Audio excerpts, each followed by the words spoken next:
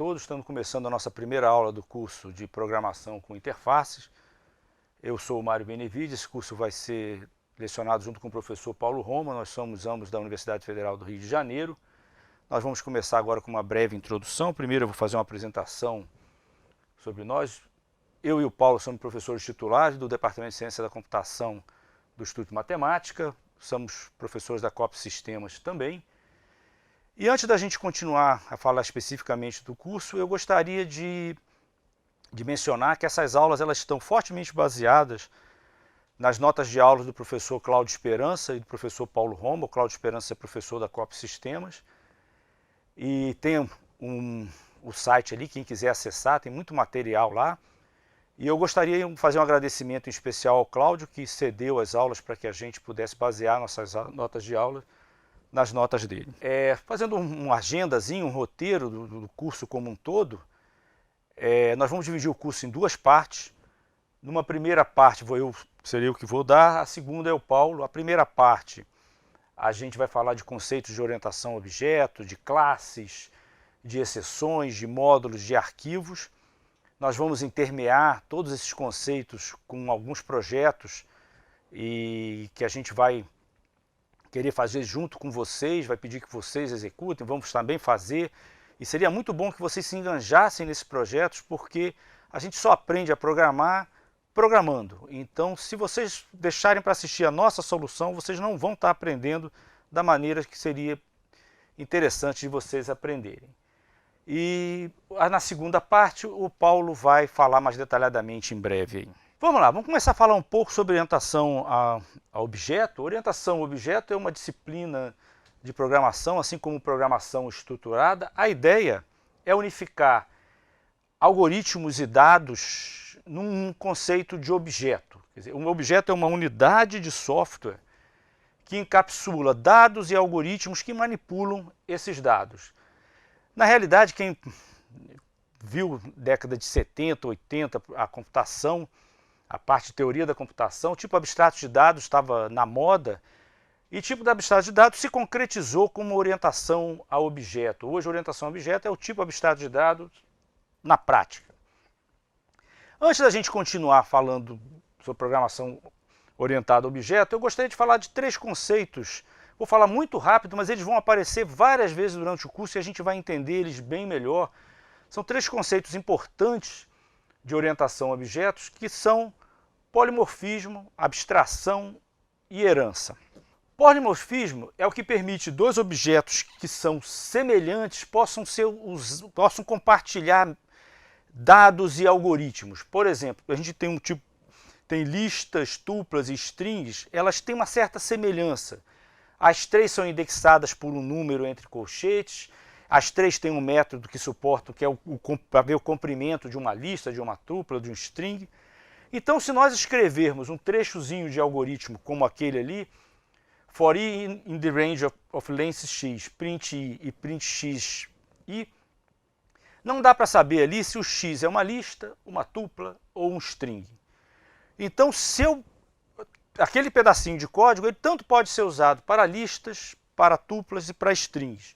Então, se eu tenho um objeto x e ele tem uma certa semelhança, ele tem um certo morfismo, uma certa forma parecida com o objeto y, eu vou poder reaproveitar pedaços de softwares para os dois, pedaços de algoritmos para os dois. Abstração e encapsulamento é um conceito fundamental em programação orientada a objeto. A gente vai ver na aula seguinte, quando a gente estiver fazendo alguns programinhas aí, que esse é um conceito que a gente vai usar muito e o tempo todo.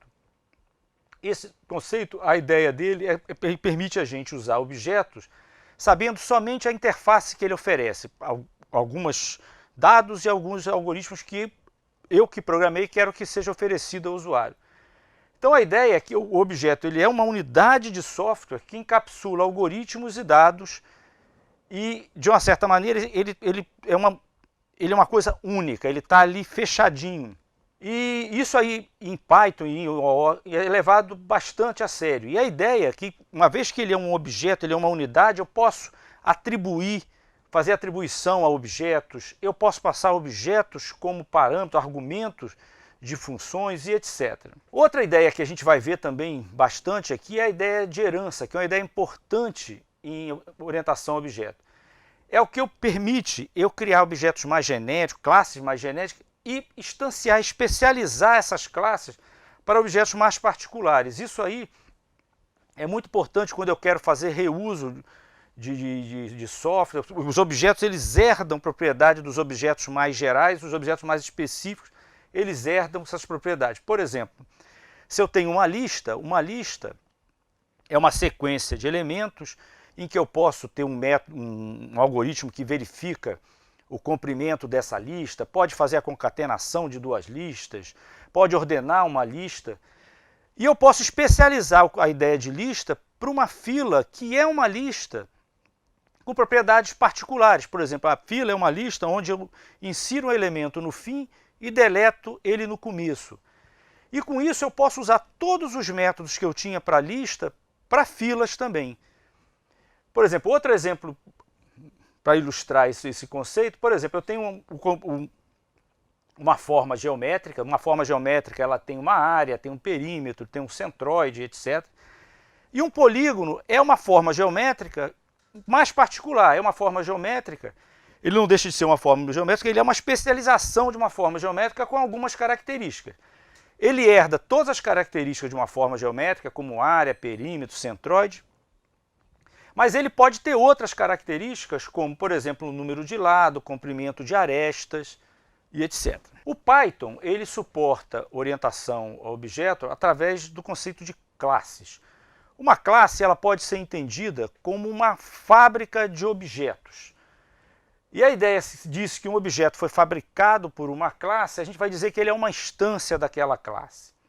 A rigor, a classe também é um objeto, ela tem dados e tem algoritmos, mas normalmente ela não é fabricada por nenhuma outra classe, ela é definida através de um construtor chamado classe. Um objeto ele tem dados e tem algoritmos, variáveis e métodos, e é comum a gente chamar essas variáveis e métodos de atributos do objeto. Só mais um último exemplo para a gente motivar o uso de orientação a objeto. Suponha que a gente quer definir um objeto círculo. O círculo ele tem um centro, é um círculo no plano, então a gente tem que saber a coordenada x, y dele do centro e um raio. Eu resolvo implementar esse círculo usando lista, então o círculo para mim vai ser uma lista de 3 elementos, x, y, a coordenada x, a coordenada y e o raio. Por exemplo, eu posso ter um círculo que tem a coordenada 3, 5 e o raio 7. O problema de eu definir um círculo, implementar um círculo como uma lista, é que nada me impede de atribuir à posição 2 da lista um valor menos 5. E a posição 2 é a posição do raio. Então, não faz sentido ter um círculo com raio negativo, mas como o círculo é uma lista, isso não cria nenhum problema e não vai dar nenhum erro. Eu só vou descobrir esse erro quando eu for usar o círculo. Um problema um pouquinho ainda mais grave é que eu posso usar os métodos de lista no círculo. Então eu posso, por exemplo, ordenar o círculo, que não faz o menor sentido. E esse tipo de erro é difícil de perceber. Então a ideia de usar a orientação a objeto é eu poder definir um objeto círculo, em que eu possa tratar exceções, por exemplo, quando for atribuído um raio negativo a esse círculo, eu posso encapsular os métodos e os dados e só permitir que o usuário use no círculo métodos que eu vou definir, e eu posso até reutilizar esse software para outros tipos de círculo. Por exemplo, eu posso pensar num círculo que tenha raio no intervalo 0,1, por exemplo, que é uma especialização desse círculo aí. Vamos lá, a maneira mais simples de se definir uma classe é usando esse comando class, nome, e vai ter que ter entre parênteses o object, se a classe não for uma classe derivada de nenhuma outra classe. Aí tenho as variáveis, defino as variáveis, defino os métodos, cada método com seus respectivos argumentos, e as variáveis e os métodos, normalmente eles são precedidos por um ponto. Por exemplo, se eu quero acessar a variável v definida numa classe C, eu vou acessar ela através de c.v. Outra coisa importante, os métodos sempre têm como primeiro argumento a palavra self. Isso aí é fundamental, não esqueçam, sempre tem, todo método começa com o primeiro argumento a palavra self. Para eu criar uma classe, normalmente basta eu dar o nome da classe, abre e fecha parênteses. Vamos ver nosso primeiro exemplo aqui de uma classe. Eu vou definir uma classe C com o método f. A classe C tem variáveis A e B, que eu vou inicializar elas como 2 e 3. E tem um método f, que tem um parâmetro x, e ele faz x vezes A mais B. Suponha agora que eu instancio essa classe para um objeto exemplo e eu imprimo o método f desse objeto exemplo passando com o argumento 7. O que ele vai imprimir? Vai ser 7 vezes 2, 14, mais 3, 17. E esse vai ser o resultado. Então essa é a maneira padrão de eu definir uma classe. Eu tenho as variáveis, tenho o método. Lembrando mais uma vez que o primeiro argumento do método é sempre o self. E eu instancio essa classe para um objeto exemplo e depois eu posso usar os métodos desse objeto exemplo, sempre se referenciando a eles, exemplo.f, por exemplo, e passando o argumento 7. No exemplo anterior, o A e B eram atributos da classe. Eles podem ser usados por qualquer instância dessa classe. Um atributo associado a uma instância de objeto, também eu vou poder associar e ele pode se chamar objeto.nome do atributo. Por exemplo, nesse exemplo aqui, é o mesmo exemplo anterior, só que agora eu vou acessar a variável A da classe e vou atribuir o valor 9 a ela. Se eu agora quiser executar o método f desse objeto exemplo passando como argumento 7, ele vai fazer 7 vezes 9, 63, mais 3, 66. No exemplo anterior, A e B eram atributos de classe, da classe C, e, portanto, eram usáveis por qualquer instância dessa classe. Mas um atributo, por exemplo, um atributo ATTR, associado a uma instância de objeto, eu também posso acessar ele pelo nome do objeto, objeto.atributo. Por exemplo, naquele mesmo programa que a gente viu ainda há pouco, eu posso, por exemplo, atribuir à variável A da classe o valor 9. E agora, se eu executar o método f do objeto exemplo com valor 7, ele vai fazer 7 vezes 9, 63, mais 3, 66. Frequentemente, atributos são associados a instâncias individuais. E quando eu vou usar esses atributos, por exemplo, um atributo AT, de um objeto dentro dos métodos desse objeto, eu vou me referenciar a eles como self.atributo. Por exemplo, eu tenho uma classe C, eu vou criar um método que inicializa ela, inicializa inicialmente o atributo, os argumentos, o A como 2, o B como 3, e eu atribuo isso às variáveis internas do método aí, o self-A e o self-B.